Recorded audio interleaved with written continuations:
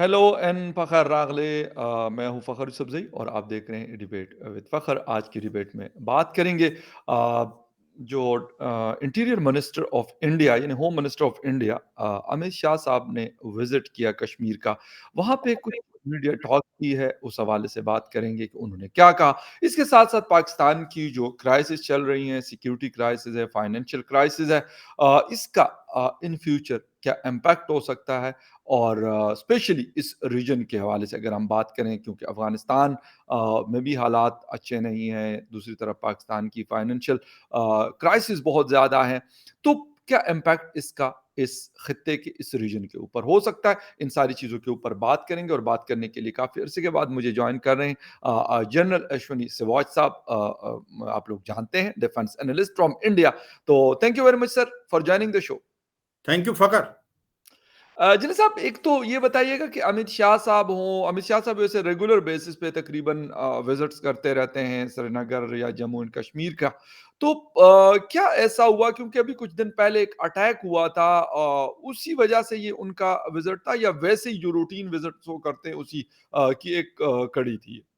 बिल्कुल फ़खर, देखो ये सच्चाई है कि ये विज़िट तो वैसे रूटीन बहुत करते रहे हैं। वो जम्मू एंड कश्मीर की जो हालात हैं, उसमें बहुत फ़र्क आया है, स्पेशली जब आर्टिकल 370 और 35 को एब्रोगेट हुआ है, तब से वहाँ कश्मीर घाटी में स्पेशली खुशहाली आई है, डेवलपमेंट आई है, रिकॉर्ड टाइम का इस बार टूरिज़्म हुआ है और हॉर्टिकल्चर इंडस्ट्री बहुत अच्छा कर रही है। इसके साथ-साथ हमारी हॉस्पिटैलिटी इंडस्ट्री, वहाँ पर काफ़ी होटल्स बन रहे हैं और यही नहीं, सऊदी अरेबिया, यूएई भी वहाँ पर इन्वेस्टमेंट करने की सोच रहे हैं।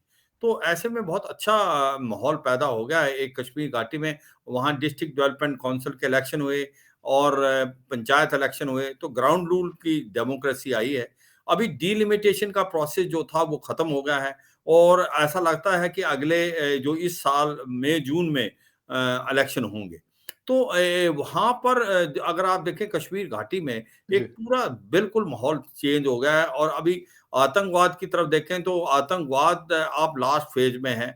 100 से कम आतंकवादी रह गए हैं। लश्कर-ए-तौबा, जैश-ए-मोहम्मद और हिजबुल मुजाहिदीन की लीडरशिप है, वो ऑलमोस्ट खत्म हो गई है। आजकल ना उनके पास हथियार है, ना अम्यूनिशन है और ऐसे में उनका मोराल भी बड़ा डाउन है। तो इसको मद्देनज़र रखते हुए अभी कहीं न कहीं ऐसा लगता है उन्होंने पॉलिसी चेंज की है, आईएसआई ने भी और मिलिटेंट ग्रुप ने। वो सोचते हैं कि अब कश्मीर घाटी में तो कुछ खास कर नहीं सकते, तो वो साउथ ऑफ पीर पंजाल, जो पुंछ रजौरी का इलाका है अखनूर का, उसमें कुछ ना कुछ किया जाए, स्पेशली पुंछ रजौरी। तो उसमें क्योंकि ये 7-8 साल से बिल्कुल पीसफुल था, इसके अंदर कोई हरकतें नहीं हो रही थी, तो अब इन्होंने इसको एक्टिवेट किया है कि कहीं न कहीं ध्यान बटाने के लिए कि कश्मीर घाटी तो बहुत ही ज़्यादा पीसफुल हो गई है और एक प्रकार से बहुत ज़्यादा प्रोग्रेस हो रही है। इसकी वजह 2-3 हैं। देखो अभी क्या है कि भारत के पास जी20 प्रेसिडेंसी आई है और भारत ने मन बनाया है कि हम जो 50 लोकेशन जो देश की हैं, वहाँ पर मीटिंग कराएँगे, करीब-करीब 200 मीटिंग है और मेन तो होगी सितंबर-अक्टूबर में। इससे पहले जो मिनिस्टर लेवल की मीटिंग्स होंगी, वो अलग-अलग लोकेशन में होंगी। और ऐसे में जम्मू एंड कश्मीर को भी सिलेक्ट किया गया है, वहाँ पर जी। जम्मू में भी होगी, श्रीनगर में भी होगी, लद्दाख में भी होगी, लेह में। तो ये भी कहीं न कहीं मुझे लगता है आतंकवादियों को और आईएसआई को नहीं पसंद आ रहा कि भारत एक जी20 की प्रेसिडेंसी मिले और ये लाइमलाइट में आए और वो ये दिखाना चाहते हैं जम्मू एंड कश्मीर में अभी भी आतंकवाद है।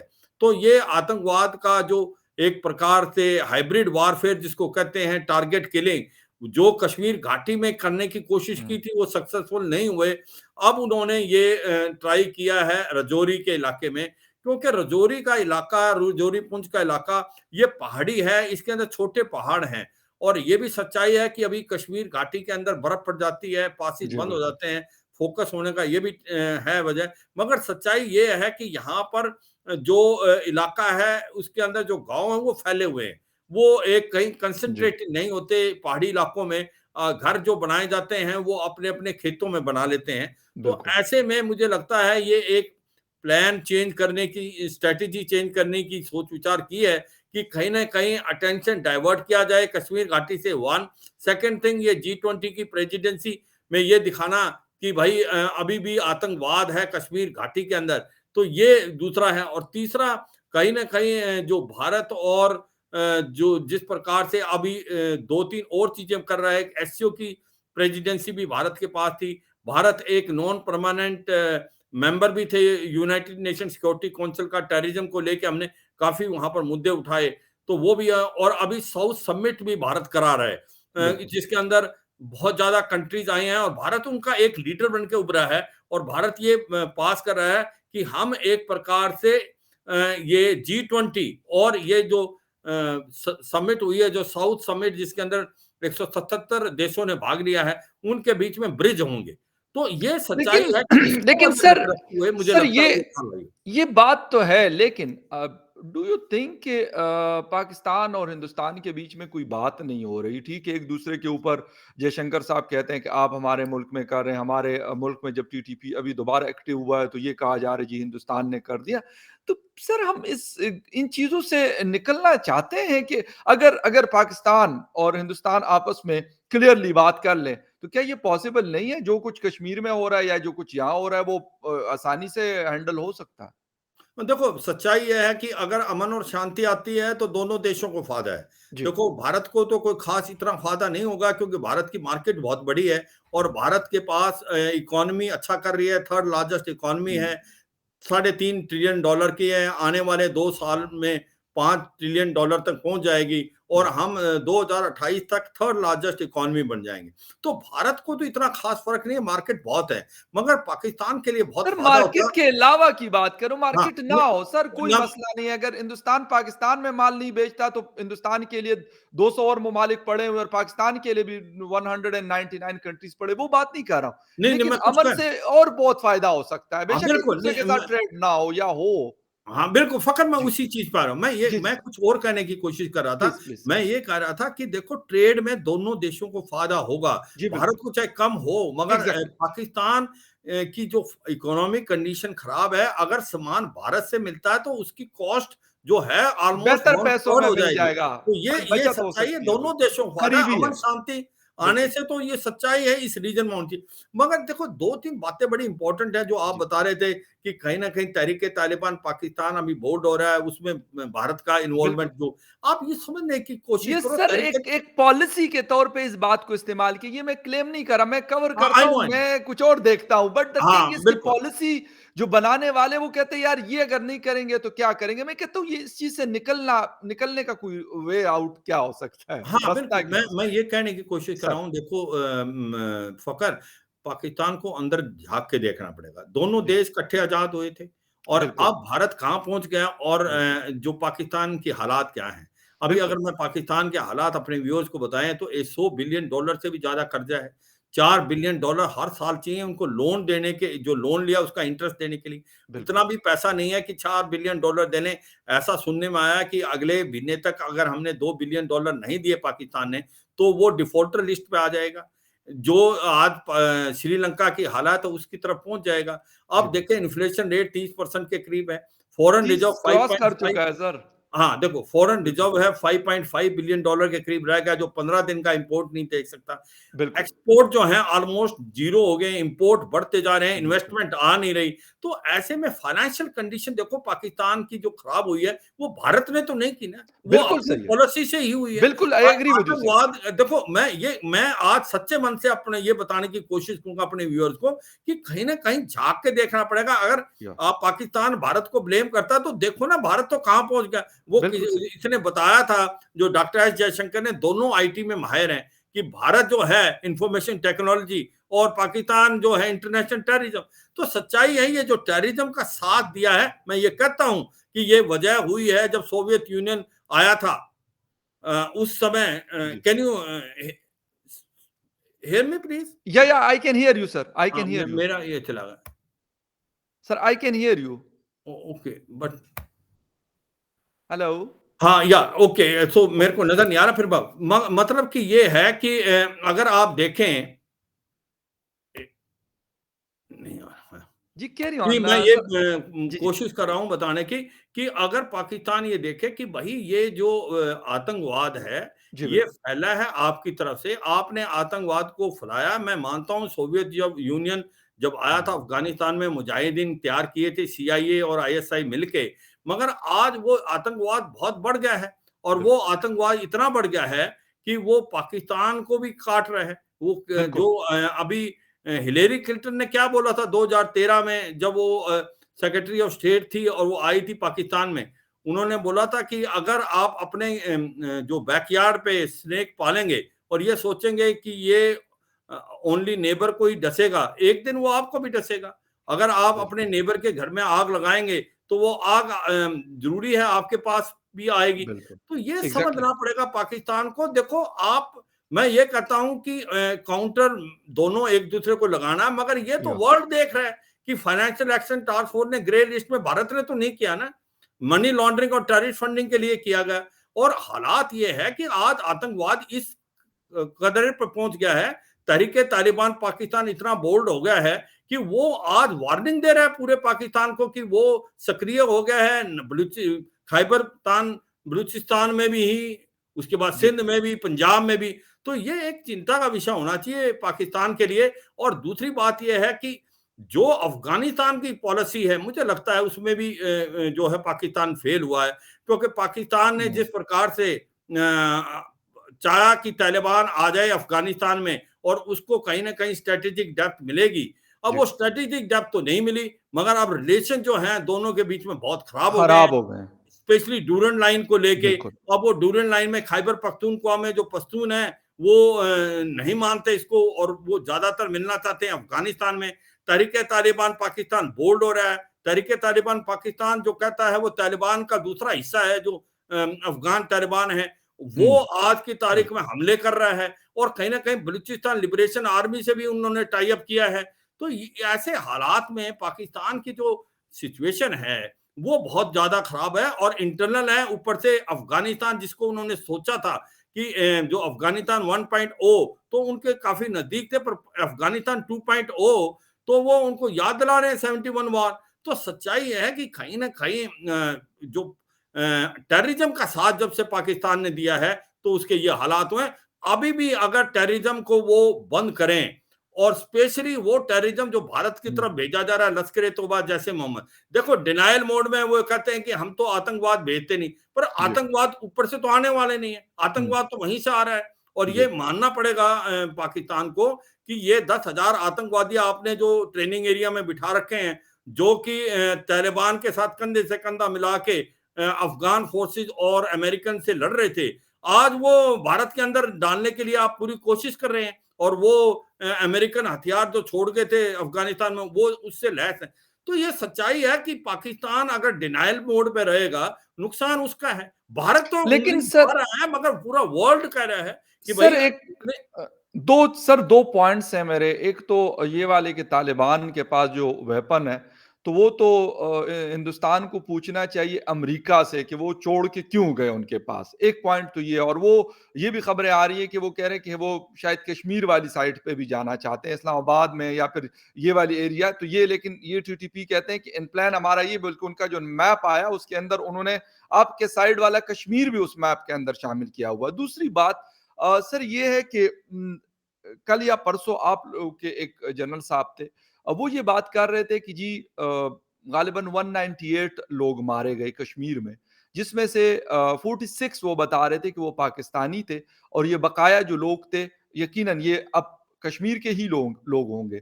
तो सर ये वाले पॉइंट के ऊपर भी तो हिंदुस्तान को अपना काम करना चाहिए, ना कि अगर मैं ये कहूं कि हाँ जी टीटीपी यहाँ पे फैला हुआ है तो मैं कहूं जी बस हिंदुस्तान के ऊपर डाल लो, आपकी जान छूट जाएगी। आपकी जान मतलब हमारी जान तो टीटीपी से ऐसे नहीं छूटेगी ना कि हम कहेंगे कि हिंदुस्तान ने इनको एक्टिवेट किया हुआ। जब तक पाकिस्तान उनसे लड़ेगा नहीं, इसके अलावा कोई और ऑप्शन नहीं है, हिंदुस्तान करे या ना करे। तो हम क्यों ये नहीं होते, रियलिस्टिक क्यों नहीं होते? हाँ, बिल्कुल, देखो इसमें कोई शक नहीं, फ़क़्र हमें इस चीज़ का पूरा पता है जी, कि कहीं न कहीं जो बताया 170 के करीब ये आतंकवादी मारे गए, जी, जिससे जी, 50 के करीब जो थे पाकिस्तानी थे। बाकी मैं मानता हूँ कुछ जो थी रेडिकलाइज़ेशन साउथ कश्मीर में अभी भी हो रहा है। जी, हमारा जो चैलेंज है उसको ही रोकना है। देखो देखो ये बातें पाकिस्तान को भी समझनी चाहिए। ये आतंकवाद फैलता क्यों है? आतंकवाद फैलता है जब पॉवर्टी है, जहां इकोनॉमी के लिए आपके पास कोई ऑप्शन नहीं है और एक प्रकार रेडिकलाइजेशन चलता है। तो जी, वो जब आतंकवाद फैलता है और हम पूरी कोशिश हो रही है साउथ कश्मीर में कि जिस प्रकार से मैंने पैरामीटर आपको बताए, पूरा आतंकवाद अभी लास्ट लेग पे है, डेवलपमेंट हो रही है, टूरिज्म आ रहा है, हॉस्पिटैलिटी, उसके बाद आईएम, एग्री और आपके क्या नाम है इंजीनियरिंग कॉलेज, उसके बाद हमारे देखो भारत एक ऐसा देश है जिसने रेलवे लाइन बना दी है आपकी पूरे अभी उधमपुर से लेके बारामूला तक, एक बहुत बड़ी इंपॉर्टेंट चीज है। और जी, आज के टाइमिंग में डेवलपमेंट इतनी हो रही है, मैं अगर मिसाल के तौर पे जी, कंपैरिजन करूं, जो पाकिस्तान ऑक्यूपाइड जम्मू कश्मीर और गिलगित पाकिस्तान, वो तो 50-60 साल पीछे रह गए हैं। अब वो बार बार आवाज तो वहीं से आ रही है, वो चाहते मिलना, वो इसलिए नहीं मिलना चाहते कि भाई वो क्योंकि वो देख रहे हैं कि इकोनॉमी इतनी पीछे है, उनके हालात इतने खराब हैं, और जबकि भारत की तरफ जो जम्मू कश्मीर है वहां खुशहाली है। तो ये सच्चाई है कि उनको महसूस हो रहा है वो सेकंड क्लास सिटीजन है। पर मैं इस बात से कभी नकार नहीं कर रहा कि भारत भी चाहता है कि एक तो रिलेशन अच्छे हों पाकिस्तान से, इसमें कोई शक नहीं, दोनों देश वादा है। और जो हमारे रेडिकलाइजेशन साउथ कश्मीर में कराने की कोशिश कर रहा है आईएसआई, उसके ऊपर हमने ध्यान दिया जा रहा है। और मैं मेरे को ऐसा लगता है जब डेवलपमेंट होगी, जब आपको एजुकेशन की फैसिलिटी मिलेगी यूथ को, धीरे धीरे ये अपने आप दूर हो जाते हैं। कोई पैदाइश आतंकवादी नहीं है, ये एक जी, इन्वायरमेंट उसको आतंकवाद बनाता है। और मुझे लगता है ये हम देख रहे हैं कि साउथ कश्मीर में रेडिकलाइजेशन को कम किया जाए और वो धीरे धीरे कम होगा। पर हुँ, अगर डेवलपमेंट है, अगर आपकी इकोनॉमी अच्छा कर रही है, अगर आपका एजुकेशन स्टैंडर्ड अच्छा है, आप मदरसा में बच्चों को पढ़ाएंगे, तो फिर आप नहीं ध्यान दे सकते। क्योंकि मैं कह रहा हूं कि आज मॉडर्नाइज करें मदरसा को, आप अपना हाँ, उसको ढंग से पढ़ाएं, साइंस पढ़ाएं, ये बिल्कुल। पढ़ाएं। मेरा मतलब ये है कि आप अगर डेवलपमेंट लाएंगे तो लोग बदलेंगे, और हमने ये करके दिखाया जम्मू कश्मीर में। और मोदी गवर्नमेंट, देखो ये सच्चाई है, पाकिस्तान को दो बातें बहुत समझ आनी चाहिए कि जी, भारत नहीं कह रहा कि आप आतंकवाद फैला रहे हो, ये पूरा वर्ल्ड बोल रहा है। 100 में से जो इंटरनेशनल टेररिस्ट हैं 80 के करीब वो पाकिस्तान के अंदर है या उसके रूट्स हैं, या आतंकवाद पैदा हो रहा है money laundering terrorist funding, financial action task force ने ग्रे लिस्ट पे डाला हुआ था। अभी भी आतंकवादी वहां हैं, आप बताते हो कि मसूद अजहर हमारे पास नहीं है। जी, और तो ऐसे में कोई बिलीव थोड़ी करेगा। मैं एक छोटा एग्जांपल देता हूं, देखो किसी जमाने में 1971 तक जो बांग्लादेश ईस्ट पाकिस्तान हिस्सा था, और उसकी जो जीडीपी थी पाकिस्तान से बहुत कम थी, हुँ, वेस्ट पाकिस्तान से। आज वो अलग होने के बाद कहां से कहां पहुंच गया। वन ऑफ द लार्ज जो है फास्टेस्ट डेवलपिंग इकोनॉमी है साउथ एशिया की, वहां पर कितनी डेवलपमेंट हो रही है। तो सच्चाई पाकिस्तान को जाके के देखना पड़ेगा कि कहीं ना कहां पॉलिसी में कमी होगी, पॉलिटिक्स क्यों नहीं सेटल डाउन हो पाई। देखो अब जिस प्रकार से 3-4 चीजें पाकिस्तान में हो रही हैं, एक तो हुँ, पॉलिटिकल इंस्टेबिलिटी है, उसके बाद इकोनॉमिकली बहुत हुँ, अच्छा नहीं हो रहा, फाइनेंशियली बहुत बुरी हालात है। तीसरा तहरीके तालिबान पाकिस्तान जो है डेली वॉर्ड हो रहा है, वो अभी जो बलूचिस्तान लिबरेशन आर्मी से भी उसने एक प्रकार से समझौता कर लिया है, और आज वो खैबर पख्तूनख्वा नहीं, बलूचिस्तान सिंध और पंजाब में भी हमले कर रहा है। ऊपर से जो पाकिस्तान अफगानिस्तान में तालिबान को लेके आया था कि स्ट्रेटेजिक डेप्थ मिलेगी, उनके साथ रिलेशन बहुत खराब है। आज की तारीख में वो बार बार ये बोले हैं 71 वार की याद लाते हैं अफगानिस्तान में तालिबान। तो ये सच्चाई है, जो 4-5 लेकिन चीजें इकट्ठी हो रही है पाकिस्तान में, सर वो उससे अभी पाकिस्तान को निकलने की कोशिश करनी चाहिए। और सर मैं को लेकिन लगता है एक चीज़ आप कह रहे हैं कि जी अफ़गान तालिबान को पाकिस्तान लाया तो 22 साल तो अमेरिका और नाटो फ़ोर्सेस बैठी रही जो इस वक़्त आपका स्ट्रेटेजिक पार्टनर है और उनके साथ 4 साल उनके मुज़ाकरात हुए, उनके डायलॉग्स हुए और आपको पता है कि दोहा एक्कॉर्ड और इस तरह की चीज़ें, वो क्या पाकिस्तान ने करवाई थी? पाकिस्तान ने उनको कहा था कि आप निकल जाएँ यहाँ से और या तालिबान उनके साथ लड़ रहे थे? ये पॉइंट तो मेरे ख्याल में अगर ये कहा जाए कि पाकिस्तान ने कर दिया तो पाकिस्तान इतना मतलब बहुत बड़ी सुपर पावर है कि 28 नाटो कंट्रीज और एक दुनिया का बड़ा सुपर पावर उसको वहां से निकाल फेंका है। तो इसका मतलब है ये तो पाकिस्तान इतने बुरे हालात में भी बड़ा अच्छा खेला। हाँ, देखो बिल्कुल, मैं फ़ख़्र एक बात आपने जो बोली मैं इससे सहमत हूँ जी, कि जो अफ़गानिस्तान के अंदर अमेरिका की पॉलिसी थी वो बिल्कुल फ़ेल हो गई। जी, जिस प्रकार से अमेरिका दुम दबा के भागा अफ़गानिस्तान में, वो बिल्कुल जी, कतई ठीक नहीं था, जी, और इससे नहीं। और दूसरी बात, जब आप बोलते हैं कि आपके साथ मिला, हमारा स्ट्रैटेजिक पार्टनर है, कोई हमारी अलायंस नहीं है। जी, हम, बिल्कुल सही। भारत एक ऐसा देश है कि आज रूस और यूक्रेन की लड़ाई में रूस के साथ भी खड़ा है भारत, उसके बिल्कुल, साथ भी स्ट्रैटेजिक पार्टनरशिप है। हमारी स्ट्रैटेजिक ऑटोनॉमी है, हम किसी के साथ नहीं है। हम हैं, हमने ये बोला है यूक्रेन को और रूस के वार में प्राइम मिनिस्टर मोदी एक ऐसे प्राइम मिनिस्टर थे जिन्होंने पुतिन की आंखों में आंखें डाल के बताया this is not an era of war, ये या वक्त लड़ाई का नहीं है, और बार बिल्कुल। बार बोला कि ये लड़ाई बंद होनी चाहिए और डायलॉग और डिप्लोमेसी शुड टेक ऑन। और जब अमेरिका प्रेशर डाल रहा है भारत के ऊपर कि आप तेल ना खरीदें, भारत उस प्रेशर में नहीं आया। भारत ने ये बताया, डॉक्टर एस जयशंकर ने, कि जो आप एक दिन में अपना ऑयल खर्च करते हो हम 6 महीने में नहीं करते। जब आप अपनी इकोनॉमी का ध्यान दे रहे हैं, भारत एक डेवलपिंग कंट्री है। आज आपने जो जहां से हम ऑयल लेते थे मिडिल ईस्ट में और वेस्ट एशिया में, आप जा रहे हैं वहां के रेट बढ़ गए।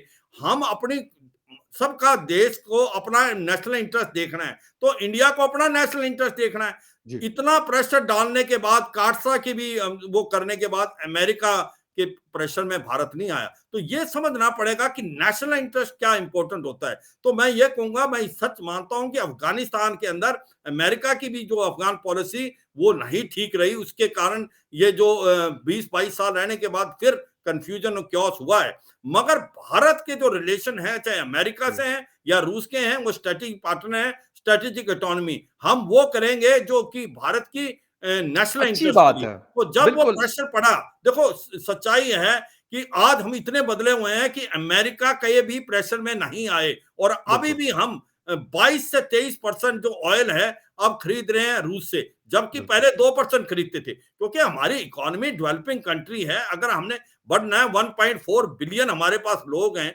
उनका भी तो हमने ध्यान देना है। तो मुझे लगता है ऐसी पॉलिसी होना अच्छा है जो कि पीपल सेंट्रिक हो, और या जो, और हम ये कतई नहीं करते कि अमेरिका ये कर रहा है तो अमेरिका के साथ खड़े हैं, बिल्कुल नहीं खड़े। जहां पर आती है रूस और यूक्रेन की वो लड़ाई, तो हमने एक मुजाहरा किया है जो एक बड़े न्यूट्रल का, और हम चाहते हैं लड़ाई बंद हो और डायलॉग और डिप्लोमेसी के साथ आए। हम अमेरिका के प्रेशर में नहीं आने वाले। तो ये एक बात समझ आनी चाहिए सभी को। और बिल्कुल। मैं ये मानता हूं कि अमेरिका जो भी करेगा इस इलाके में, वो अपने फायदे के लिए करेगा, वो भारत और एग्ज़ैक्टली। पाकिस्तान का कोई फायदा बिल्कुल, नहीं देखेगा। एब्सोल्यूटली वो राइट। अपना देख, बिल्कुल। हमने अपना फायदा देखना है। और तो ये मैं ये, हाँ, जी, तो जी मैं और ये ये कहूंगा कि भारत जो है बार बार जो चीजें उठाता है, भारत नेशनल इंटरेस्ट पे करता है। और और मगर यही मैं, चीज़ जी, जी। हाँ, मैं यही कह रहा हूं कि पाकिस्तान को एक चीज देखनी पड़ेगी कि कभी तो उनको ये आतंकवाद से छोड़ना पड़ेगा। क्यों नहीं मानते कि आतंकवाद वहां ग्रो हो रहा है किसी प्रकार से? ये तहरीक तालिबान पाकिस्तान तो मैं समझ रहा हूं लड़ रहे हैं ऐसे, हुँ, क्यों नहीं लश्कर ए तौबा जैसे, मोहम्मद जैसे आतंकवादी जिनको उन्होंने पाला है, अब उनको छोड़ा जाए। ये तो नहीं कि भाई वो वहां ऑपरेट करें, क्योंकि जब तक आप भारत बात करना चाहता है, भारत ने बोला कि टेररिज्म, क्रॉस बॉर्डर टेररिज्म और बातचीत दोनों इकट्ठी नहीं जा सकती। तो आप टेररिज्म तो आपको ही नुकसान कर रहा है ना। आज तरीके तालिबान पाकिस्तान, ये टेररिस्ट बिल्कुल। तो मतलब ये टेररिज्म जो है, ये सारा फैला हुआ है आपकी पॉलिसी। तो मेरे को लगता है लेकिन कि लेकिन पाकिस्तान सर को ख़त्म देखना। करूँगा लेकिन एक पॉइंट अगर वाक़ई उसी तरह सपोर्ट पाकिस्तान कर रहा है जिस लोगों के आप नाम ले रहे हैं, तो सर फिर कश्मीर के हालात शांत नहीं हो सकते थे। ये बात आप माने या ना माने, लेकिन ये रिकॉर्ड पे मौजूद है। अगर पाकिस्तान उनको उसी तरह सपोर्ट करता रहता है जिस तरह 1990 या 2000 या 2015-16 में होता रहा, तो गालिबन ये हालात, ये जो आज कश्मीर है, वहाँ पे अमन और शांति है। तो इसके पीछे ये चीज़ है कि वो लोग सर मैं आपको एक चीज़ बिल्कुल ऑन द रिकॉर्ड बताता हूँ कि यहाँ पर पाकिस्तान में बहुत एक सपोर्ट दी जाती थी, बाकायदा उनके चंदे के बॉक्सेस पड़े होते थे। पिछले 10 सालों से या 8 सालों से मैंने नहीं देखे किसी छोटे से छोटे कस्बे से लेके किसी बड़े से बड़े शहर में। ये एक चेंज सर मुझे लगता है, पहले हीरोज़ के तौर पे वो लोग देखे जाते थे, लेकिन आज उनको कोई बुलाता नहीं है। तो ये चेंज आया है, ये मेरे ख्याल में इट्स अ पॉजिटिव चेंज। ठीक है, पाकिस्तान इस वक़्त क्राइसिस से गुज़र रहा है और अगर जब भी जिसने भी अच्छी कोशिश की तो पाकिस्तान निकल आएगा और गालिबन ये पॉलिसी किसी भी कंट्री की होगी, एक्सट्रीमिज्म वाली पॉलिसी वो इन द सोसाइटी जिस कंट्री ने भी शुरू की, हिंदुस्तान, पाकिस्तान, अफगानिस्तान, ईरान। ईरान की हालत अभी देख ले क्या हुई, एक्सट्रीम की पॉलिसी। जी, हम बिल्कुल। रिलीजन के पीछे एक्सट्रीम लेवल पे चले गए, तो क्या हुआ, लोग अंदर नहीं जा रहे, सऊदी अरेबिया ने चेंज कर लिया। तो ये एक्सट्रीमिज्म के सोसाइटी जिसने भी बनाई और जिसने भी उसको सपोर्ट किया, मेरे ख्याल में आज अगर उसको नुकसान नहीं हो रहा तो 20 साल के बाद उसकी सोसाइटी बेड़ा गर्क होगा, उसकी तबाही होगी। जो हमने 1980 या 1970 में बोया, हमने 2010 और 2015 में काटा। हाँ, अब बिल्कुल। वो देखो फसल फ़िकर जी, जी, जी। 2-4 बातें बताऊँ। मैं प्लीज़। इस बात से सहमत हूँ कि काफ़ी हद तक अभी स्पोर्ट कम है। जी, मगर ये बिल्कुल। भी सच्चाई है कि इसकी वजह 2-3 और हैं। जी। इसकी वजह है कि जो हमारा काउंटर टेररिज़्म ग्रिड था, लाइन ऑफ कंट्रोल पे भी और हिंडरलैंड पे भी, उस पे भी हमने बहुत काम किया है। आतंकवादियों के जो ऑल आउट ऑपरेशन, वो भी सक्सेस। नो दूसरी डाउट। बात ये है कि हमने ये देखा है कि आतंकवाद फैलता क्यों है? आतंकवाद फैलना तो आपकी अपने उसमें है कि आतंकवादी तो हैं पाकिस्तान की तरफ से आ रहे हैं, लश्कर-ए-तोयबा जैसे मोहम्मद, मगर आतंकवाद इसलिए फैला है कि कहीं न कहीं इकोनॉमिक डिप्राइवेशन थी। अब हमने जहाँ से डेवलपमेंट लाए हैं, स्कूल बनाए, कॉलेज बनाए, engineering college, IIM, medical college, hospitality, tourism आ गया और स्कूल में बच्चे पढ़ने लगे, तो इससे भी बहुत बदलाव आया और ये नो सीख डाउट। सकता है पाकिस्तान बिल्कुल एग्री। कि किसी प्रकार से अगर आप डेवलपमेंट लाएँ, तो आतंकवाद की तरफ एग्री। जाएँ। देखो मैं बिल्कुल। ये कह रहा हूँ फ़क्र क्यों आज तारीख जो पीओजे के और गिलगित बाल्टिस्तान में लोगों की आवाज़ आ रही है कि वो भी भारत में मिलना चाहते हैं। मेरे को लगता है ये सब कुछ इकोनॉमी का काम है। अगर इकोनॉमी डेवलप हो किसी भी देश की, तो लोग अच्छा रहें तो वहाँ पर इसमें शांति आने के चांसेस बहुत हैं, ना बिल्कुल कि आपसे टेररिज्म। बिल्कुल सर, मैं आपसे इस बात पे एग्री हूँ कि डेवलपमेंट, हर किसी को तरक्की चाहिए, हर किसी को चाहिए अच्छी एजुकेशन, अच्छी हेल्थ फैसिलिटीज़, अच्छा इंफ्रास्ट्रक्चर और अच्छा एम्प्लॉयमेंट। तो जो भी ये देता है, तो यकीनन उसके हालात और वाक़ई कश्मीर की एग्ज़ाम्पल्स आजकल लोग देते हैं यहाँ पर कि वहाँ पे ठीक है, आपकी फ़ौज ने भी काम किया होगा, पाकिस्तान ने भी उस चीज़ को कम किया होगा, लेकिन जो डेवलपमेंट ने जो मेरे ख़्याल काम किया है, तो शायद ये दोनों चीज़ें मिलकर वो काम नहीं कर सकी। क्योंकि बिल्कुल, लोगों के पास जब ये चीज़ें आ रही है तो लोग कहते हैं यार हमें क्या ज़रूरत है? बिल्कुल। मतलब मेरे पास अगर हालात बेहतर हैं, मेरे घर में 3 वक़्त का, 2 वक़्त का अच्छा खाना मिल रहा है, छत मिली हुई है, कपड़े मिल रहे हैं और अच्छी तालीम मिल रही है, अच्छी हेल्थ फैसिलिटीज़ मिल रही है, तो कहते हैं यार मुझे क्या करना है? ये पॉइंट आपका सर बड़ा वैलिड पॉइंट है and I 100% agree with this. Thank you very much for your time and thank you very much viewers for watching debate with Fakhar Yousafzai. किसी और डिबेट में फिर मिलेंगे, तब तक के लिए take care and bye. Okay, thank you very much. Thank you very bye, much sir. Thank you. Bye.